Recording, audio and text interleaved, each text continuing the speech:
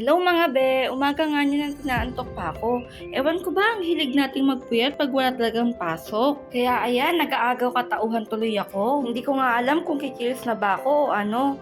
Aalis kasi ko today at orientation sa hospital na papasukan ko. And in the same time, mag-uniform fitting na din. Kaya ito na nga at mag-i-stretch na ako kasi nakapag-decide na nga akong mag-asikaso. Nag-skip na nga ako ng breakfast niyan. Iniisip ko, ang pangit naman if mahuli ako. Ano yun? Uniform fitting pa lang, late na. Kaya mga be, wag niyong gagayahin yun na.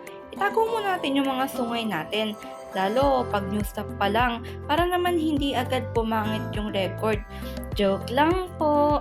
Siyempre, nasan man tayong lugar nag-work at kung anong work pa yon, dapat always early comers tayo. So ayun na nga mga be, dapat always din tayo presentable tignan.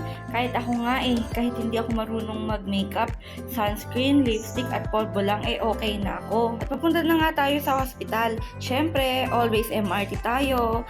May kasabay nga ako niyan mga be. Sabay-sabay kasi kami mga bago. At ayan na nga magiging hospital ko ng ilang years. Diyan ako mag-work mga be. Nakapasok na nga kami dahil magsisimula na. Habang waiting sa uniform fitting, nagtingin-tingin muna ako dito sa window. Kung anong matatanaw sa labas.